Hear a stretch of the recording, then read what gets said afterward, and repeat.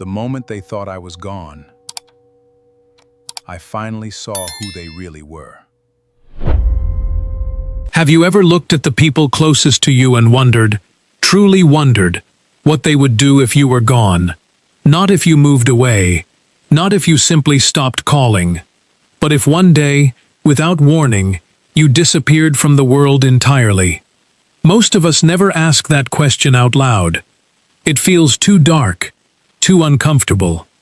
It sits at the edge of our thinking like a shadow we choose not to look at directly. But one man, a man who had built a business empire from nothing, who had given his children every comfort money could buy, who had spent his entire life providing. He did not just ask that question. He answered it, deliberately, methodically. And what he discovered about the people who shared his blood, the people who sat at his table, the people who called him father, it changed everything he thought he knew about love, loyalty, and the true cost of wealth. This is the story of Kwame Asante, a self-made billionaire, a patriarch, a man who chose to vanish, and watched, in absolute silence, as his world revealed itself without him. Stay with me, because what happened next is something you will not forget. Before we go any further, if you are watching from anywhere in the world right now, drop your location in the comments. Let Noble Stories know where you are joining us from today. Are you watching from the US, the UK, Canada, Ghana, Nigeria, South Africa, Kenya, anywhere at all? Tell us below. And if this is your first time here, welcome home. Hit that subscribe button and stay until the very end, because this story only gets deeper as it goes.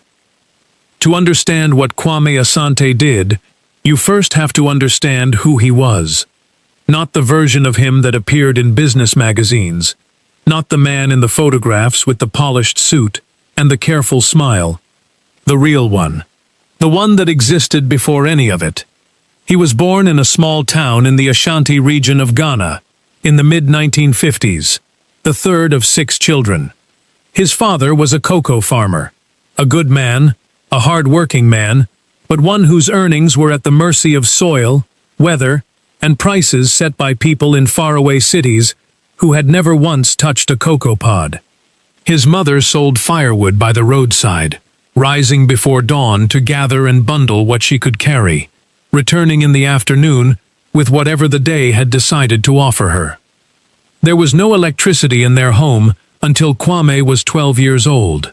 There were many nights when supper was nothing more than water and boiled yam. Not because his parents were careless, but because that was the arithmetic of their lives. Every cedi counted, every meal was planned. And yet, despite all of that, or perhaps because of it, the family had something that money could not manufacture. They had each other in a way that was uncomplicated and complete. But Kwame was different from his siblings in one particular way. While they accepted the rhythm of village life, the seasons, the routines, the small and steady certainties of it, he watched. He was a child who observed. He noticed how traders made money, which ones kept it, and which ones lost it by the following season. He paid attention to patterns. He watched who prospered and who stayed poor. And more importantly, he thought carefully about the reasons why. At 14, he began keeping a small notebook, not stories, not poems, numbers, observations, small hand-drawn diagrams of how money moved between people. He would sit under the mango tree behind their home in the evenings and write in it until the light became too dim to see. By 20, he had left his village with the equivalent of $40 in his pocket and a one-way bus ticket to Accra. He slept on his cousin's floor for 8 months. He woke before everyone else in that crowded apartment, slipped out into the street, and began each day by simply looking for opportunity. He sold second-hand electronics. He repaired broken radios, stripped from them what still worked, reassembled them, and resold them for a small profit. He walked instead of taking transport. He ate once a day when money was tight. He reinvested every small gain before he allowed himself any comfort. What drove him was not ambition in the loud, chest-beating sense. It was something quieter and more durable. A memory. The memory of his mother's hands at the end of the day. The way she would count the small coins she had earned, her lips moving silently, her face still and unreadable. He had watched her do that countless times as a child, and he had made himself a promise, somewhere in the wordless part of himself, that he would build something that meant no one who depended on him would ever have to count coins that way. By 35, he owned a logistics company, small but profitable and growing. By 45, he had expanded into real estate, agricultural distribution, and energy infrastructure. By the time his hair had gone fully gray, Kwame Asante was worth over $2 billion, and his name was known in boardrooms from Lagos to London, from Nairobi to Zurich. He had married once, in his early 30s, a woman named Efwa, who was as calm and considered as he was driven. She understood him in the way that only certain people can understand certain other people, not by decoding them, but by simply being comfortable with what they were. She died of cancer when she was 61. Kwame never fully recovered from that. He continued working, continued building, continued showing up. But the part of him that had been easiest and most open, that part went quiet after Afua was gone, and largely stayed that way.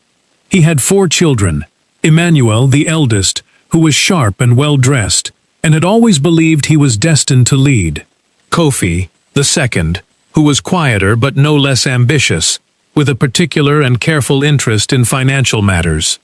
Abena, the only daughter, who had studied development economics and gone to work in London, who had her mother's steadiness and her father's eye for what mattered. And Nana, the youngest, restless and kind-hearted but perpetually scattered, who had started and abandoned 3 businesses, who borrowed from his siblings more often than he should, and who carried with him at all times the particular exhaustion of someone who suspects they are a disappointment. Kwame loved all of them. That was never in question. But as he moved deeper into his 70s, a quiet unease settled into his chest that he could not resolve no matter how many times he turned it over in his mind. He had spent his entire life watching people, and what decades of watching had taught him was that money changes relationships in ways that are nearly invisible until they are suddenly, undeniably obvious. He had seen it happen to other men of wealth. He had watched families fracture at the reading of wills with a speed and viciousness that would have shocked anyone who had seen the same family celebrating together just weeks before. He had seen children grow cold toward aging parents the moment the parents' health became a variable in an inheritance equation. He had watched wives grow distant. He had watched old friendships curdle into transactions. And so the question grew in him, slow and persistent, like a root working through stone. What, exactly, would his family do if he was gone? The plan did not come to him all at once.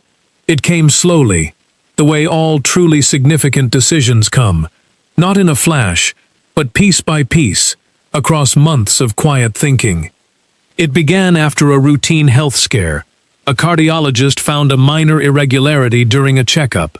It was easily managed with a medication adjustment, and the second opinion confirmed that Kwame was in no immediate danger. But for 3 days, 3 long, still days before the second opinion came back, he sat with the genuine possibility of his own death.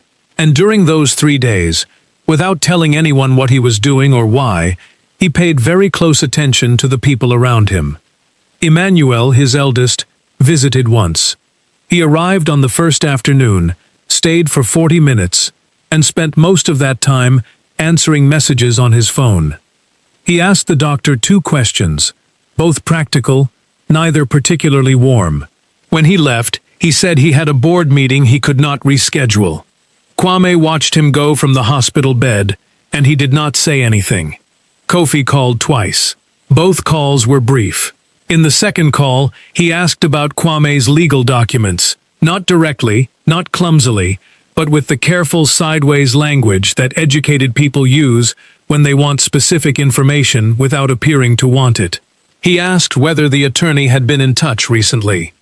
He asked whether the estate planning files were up to date. He framed it as concern, but Kwame heard what was underneath it. Abena flew in from London. She had not been asked to come. She had seen the message Kofi sent to the family group chat and booked a flight within 2 hours. She arrived the following morning, held her father's hand, sat in the chair beside his bed, and did not leave until the all-clear came. She asked no questions about money. She did not mention the will or the business. She brought a book but did not open it. She was simply present, in the specific and irreplaceable way that some people know how to be. And Nana, his youngest son, did not come. He sent a voice note. 30 seconds. His voice was gentle, slightly guilty-sounding. He said he had heard Kwame wasn't feeling well. He said he was praying. He said to let him know if he needed anything. That was all. 30 seconds. When Kwame came home, healthy and cleared, he sat alone in his study for a long time. He pulled out one of his old notebooks and opened it to a blank page. He wrote a single question at the top. Do these people love me, or do they love what I provide? He stared at it. Then, after a long silence, he wrote a second line beneath it. There is only one way to find out. What followed was several months of meticulous, secretive preparation. He worked exclusively with Mr. Darko, his attorney of 31 years, a man who had seen Kwame at his best and his most difficult, and had remained steady through all of it. Together, they constructed a plan of extraordinary precision and care. Kwame would stage his death. He would appear to die of a sudden cardiac episode, medically believable given his age and the recent health scare, and also a death that would require no extended illness, no hospital deathbed where the staging might collapse. A closed casket funeral would be arranged. His estate would enter a standard legal review period, during which assets would be frozen and the will held in abeyance. Mr. Darko would manage the process exactly as he would any genuine estate proceeding. With one exception, he would report everything he observed to Kwame in detail. Kwame had a small property in a village 3 hours from Accra, a modest, unremarkable place that he had purchased years ago under a company name that carried no obvious connection to him. None of his children knew it existed. He would live there, simply, with one trusted housekeeper, for 90 days. He would have no public presence. He would communicate with no one except Mr. Darko. 90 days. Then he would know. The funeral was held on a Tuesday, 5 weeks after the plan was set in motion. It was a large ceremony. Over 1,000 people attended. Business partners, politicians, community leaders, old school friends from Accra, former employees, competitors who had respected him enough to appear, and a great many people who had never met him personally, but understood that a man of his stature required the appropriate public tribute. There were speeches, a choir, printed programs bearing his photograph, the well-known one from the Forbes Africa feature, the one where he stands with his arms folded and his expression carries a satisfaction that is quiet but total. Abena wept openly. She stood near the front with her arms wrapped around herself, her shoulders shaking in the steady, private way of someone who is not performing grief, but simply experiencing it, and has no strategy for managing it in public. She attempted to speak at one point, and could not get through the first sentence. She sat back down. No one thought less of her for it. Emmanuel gave the main family address. It was polished and well-constructed, the kind of speech that takes real preparation. It spoke about legacy, leadership, resilience, the Asante name. It was received warmly. People applauded. But those who had known the family for many years noticed something quiet and telling. Emmanuel's eyes were dry the entire time. Not controlled dry, the way a composed man holds himself together. Simply dry, the way a person is when they are not fighting anything on the inside. Kofi stood beside him throughout. He shook hands with a composed, efficient air. He received condolences with the posture of a man who had already, somewhere internally, moved on to the next phase of things. Nana arrived 20 minutes late. He sat alone in the back section. He left before the reception began. From the small room with a single window in his village 3 hours away, Kwame received Mr. Darko's account of everything that evening. He read it twice. He did not speak for a very long time after. Then he set the pages down and looked out at the dark courtyard until there was nothing more to see. Then the days began to pass. And what those days revealed was something that Kwame, for all his decades of watching people, had not been fully prepared for. Within 2 weeks of the funeral, Emmanuel had contacted the company's board of directors. Not to preserve, not to sustain. He arrived at the first board meeting with a restructuring proposal already printed and bound, as though it had been prepared some time in advance and was simply waiting for the right moment to be introduced. The proposal called for the dissolution of the agricultural division, the oldest part of Kwame's business, the one he had built first, the one that employed over 3,000 people across rural farming communities in 3 regions. Emmanuel wanted the capital freed up and redirected into a hotel and resort development project along the coast. The exact same project that Kwame had reviewed and declined to fund on 2 separate occasions during his lifetime. The board had refused it both times on Kwame's instruction. Now, with Kwame gone, Emmanuel was trying a 3rd time, using the weight of his position as eldest son to push it through. The board did not agree immediately, but the fact that the attempt had come this quickly, before the soil above the grave had even settled, so to speak, told Mr. Darko everything he needed to tell Kwame. Kofi, meanwhile, had visited the attorney's office 3 times in the first 10 days.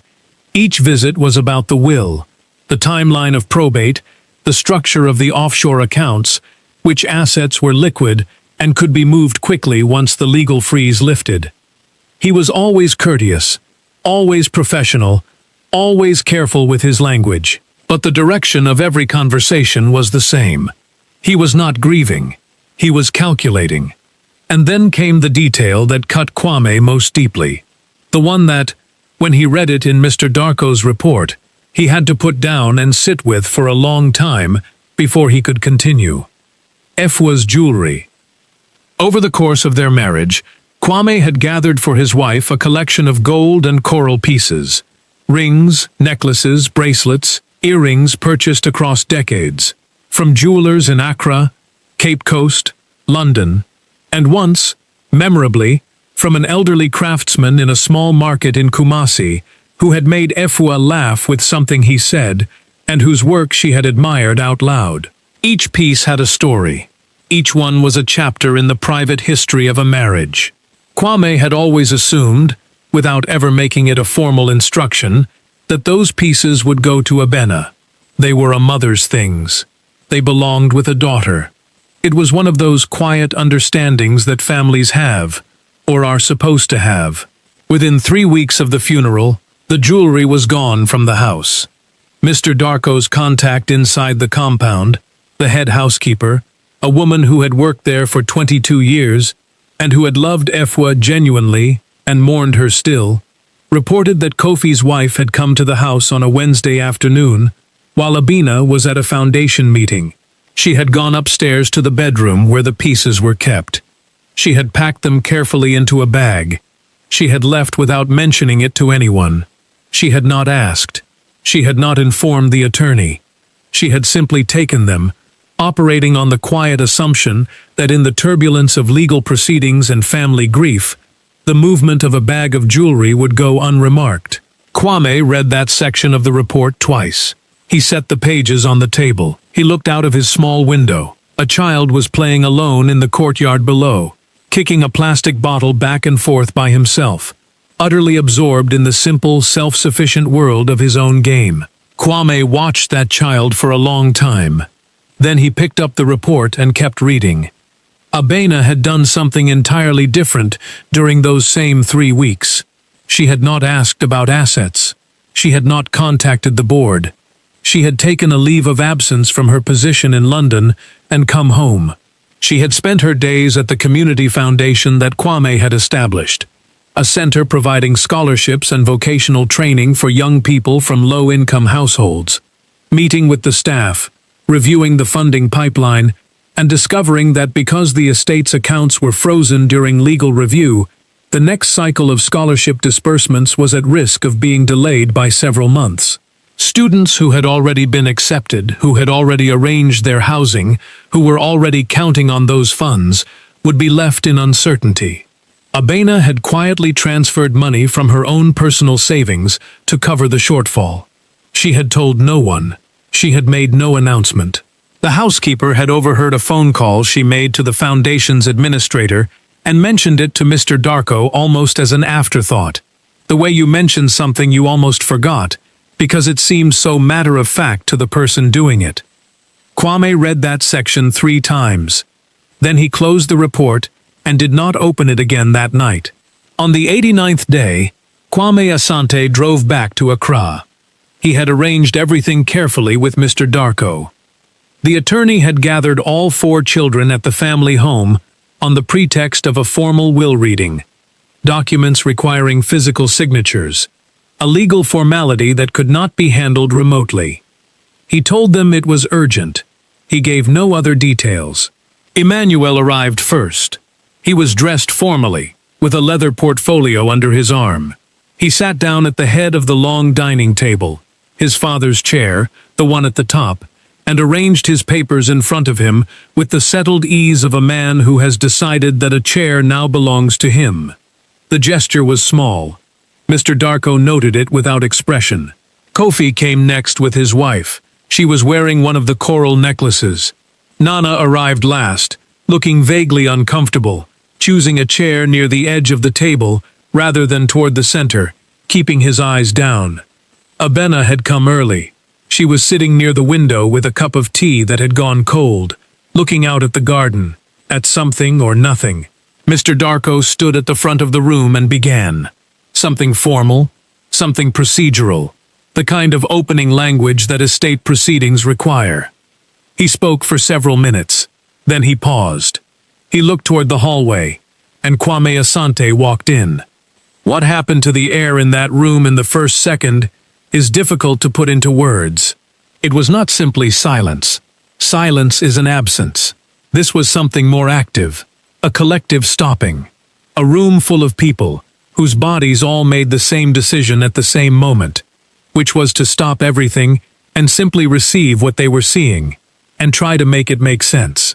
The leather portfolio slid from under Emmanuel's arm and hit the floor. Kofi's wife made a sound that began as a word and did not become one. Nana stood up from his chair and then sat back down, as though his legs had responded to one instruction and his mind had immediately issued a contradicting one. Abena looked at her father. She looked at him for one long breath. Then she stood up, crossed the room, and held him. No words, no questions. She simply put her arms around him and stayed there. He held her back. For a moment, that was both very short and very long. That was all there was in the room. Everything else, the stunned faces, the coral necklace, the folder on the floor, receded. There was just a father and a daughter, standing in the middle of a room that had been full of his absence for 90 days, and now was not. Then, Emmanuel found his voice. Papa. The word came out with an edge that was not quite anger yet, but was on its way. What is this? What have you done? Kwame looked at his eldest son across the room. He looked at him for a long time. Then he said, simply and quietly, I needed to know, so I found out. What followed was not a tidy conversation. Emmanuel argued, loudly, with genuine heat. He used the word betrayal. He said that what Kwame had done was cruel, manipulative, that a man who truly loved his family would never subject them to false grief, would never use death as a test, would never treat the people he claimed to care for as subjects in an experiment. He said Kwame had no right. He said it more than once. Kwame let him finish. He did not raise his voice. When Emmanuel was done, Kwame spoke. He said he knew about the restructuring proposal. He said he knew it had been prepared and presented within 2 weeks. He said he knew about the agricultural division, and what it meant to the people it employed, and what it meant to him that it had been the first thing Emmanuel moved against when the opportunity arose. Emmanuel said nothing. Kwame looked at Kofi. He said he knew about the 3 visits to Mr. Darko's office. He knew what questions had been asked. He knew the direction of those questions. Kofi's jaw tightened, but he did not speak. Then Kwame looked at Kofi's wife. He looked at the necklace. He said nothing about it directly. He did not need to. The silence that fell over her in that moment carried its own weight, and she felt every gram of it. Then Kwame turned to Abena. He told her what he knew: the foundation, the scholarships, the students, the personal savings she had moved without telling anyone, without expecting recognition, without even framing it as a sacrifice. He told her he knew. Abena shook her head slowly. "Papa, that doesn't matter. It matters to me," he said. He looked at Nana last. Nana, who had come late to the funeral and left early. Nana, who had sent 30 seconds of voice note when his father was supposed to be dying. Nana, who had done nothing remarkable in 90 days, and nothing harmful either. Who had simply been absent in the way that he was always somewhat absent. Lost in his own uncertain, searching life, never quite arriving anywhere. Kwame looked at his youngest son for a long, quiet moment. Then he said, gently, "You and I need to talk. Separately. Soon." Nana nodded. His eyes were full. In the months that followed, Kwame Asante restructured everything. Not the business, the family. Or more precisely, the relationship between the family and the business, and between the family and him. Because those were the things that had been muddled for too long, allowed to blur together until none of the lines were clear anymore, until it was impossible to tell where love ended and interest began. He rewrote his will. Not out of punishment, he was careful to make that distinction, to himself and to Mr. Darko, who understood him well enough to believe it. He rewrote it as honest reflection, as an attempt to match what the document said to what he had actually learned. The agricultural division was placed into a protected independent trust, governed by a board that included community representatives from the farming regions it served. No single family member could dissolve it, restructure it, or redirect its capital without a unanimous board decision. It would outlast all of them, in the form Kwame had intended. That mattered to him more than almost anything else. The community foundation received a large permanent endowment, enough to fund its programs for 50 years without needing anyone to fill a gap from their personal savings. Abena was named its chairperson, with full authority and full resources. When he told her, she tried to decline. She said it was too much, that she hadn't done anything to deserve it, that she had just done what felt right. He told her that doing what feels right, when no one is watching and nothing is being offered in return, is precisely what deserves it. She didn't argue after that. Emmanuel and Kofi remained in the business. This surprised some people who heard the story later, but Kwame was not a man who believed in exile. He believed in accountability with continued opportunity. Their roles were restructured. They had responsibility and genuine authority within their divisions, but not unilateral power over the whole. The independent board, which had always existed in theory but had deferred to Kwame in practice, was strengthened with new members and given real governance authority. The business would survive beyond any one person's ego, including his own. For Nana, Kwame did something different. He did not give him a position. He did not give him capital. He sat with him, week after week, in the same study where he had kept his notebooks since he was a young man. Kwame listened to his youngest son talk about the failed businesses, about the borrowing and the shame that came with it, about the specific and particular weight of being the youngest child of an extraordinary man and never finding the thing you were supposed to be extraordinary at, about how the voice note, the 30-second voice note, had come from a place of paralysis, not indifference. About how Nana had been so afraid of arriving at his father's bedside and not knowing what to say, not being the right kind of son for that moment, that he had said almost nothing at all. Kwame listened to all of it. He did not offer solutions immediately. He did not reframe Nana's failures as lessons. He simply listened, with the full and unhurried attention of a man who has recently understood, at some cost, that presence is not something you can compensate for with provision. After several of these sessions, he asked Nana one question. He asked him what he would do if money were completely removed from the equation, not as a fantasy, but as a thinking exercise. What would he actually do with his time? Nana thought about it for several days. Then he came back and said he wanted to work with young people. He had a genuine ease with them, a way of talking to teenagers and young adults that did not feel condescending or performed. He had been the one who always connected most naturally with the younger cousins, with the children of staff, with anyone who was still figuring things out. He wanted to work with the Foundation's youth mentorship program. Kwame arranged it. No salary from the family. A proper position, properly applied for, with the Foundation's management making the decision. Nana got the role on his own.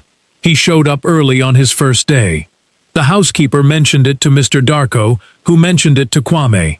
Kwame made a note in one of his old notebooks. It was the first entry he had made in years. People who heard the full story later were divided, as people always are when a story resists easy judgment. Some said Kwame was wise, that he had done what many wealthy men never have the courage to do, which is to look clearly and honestly at what his money had built in the people around him, and then act on what he saw. Others said he was cruel. That grief is not a test.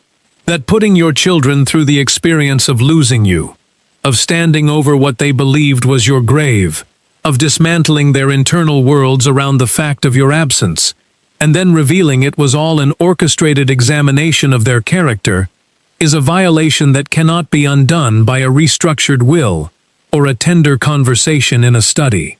Kwame never defended himself publicly on the matter. He had made his peace with it in private. But in one conversation with Mr. Darko, the only person who had been with him through all 90 days, he said something that the attorney later described as the most honest thing he had ever heard Kwame say in 3 decades of knowing him. He said, "When you build everything from nothing, there is always a part of you that fears everything can return to nothing. I spent my whole life making sure my children would never feel the hunger I felt as a child. But I never stopped to ask whether I was feeding them or feeding their hunger for things. There is a very important difference between those two. I learned that difference late. But I did learn it." He paused for a moment. Then he said quietly, "The only one who already knew the difference. She knew it long before I ever did." Mr. Darko did not ask who he meant. They both already knew. There is a saying, spoken in various forms across West Africa, that translates roughly as this: "The tree does not know its own roots until the storm comes." Kwame Asante created his own storm. He stood outside it and watched, in silence, as the wind arrived and every branch showed itself for what it was. Which ones bent toward the light, and which ones were only waiting for the tree to fall so they could take the space it left.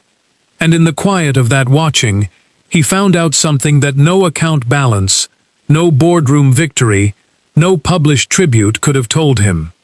He found out who he was to the people who were supposed to know him best. Not Kwame Asante the billionaire, not Kwame Asante the patriarch, just Kwame, the man.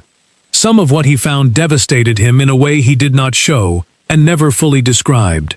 Some of it confirmed the slow, accumulating suspicion he had carried for years about what sustained wealth does to human relationships when it goes unexamined for too long. It creates a gravity of its own. It bends everything toward itself. And the people orbiting it sometimes forget, genuinely and completely, what they were before the gravity existed. But one thing, one daughter, one quiet and unannounced act that asked for nothing and expected nothing, gave him something he had not been certain he would find at the end of 90 days. It gave him proof. Not of family in the abstract, ceremonial sense, but of one person, made of the same history as the others, raised in the same compound, given the same advantages, who had simply chosen differently, who had looked at what her father built and seen, most clearly of all, the part of it that was not about money at all. That proof was enough. Perhaps it is always enough. Not everything. Not what we hoped for or imagined or believed we had built when we were too busy building to look closely. But enough to know that the work was not entirely lost. That somewhere in the long, imperfect project of raising people, something true had taken hold. That is the thing about roots. You cannot always see them, but they hold.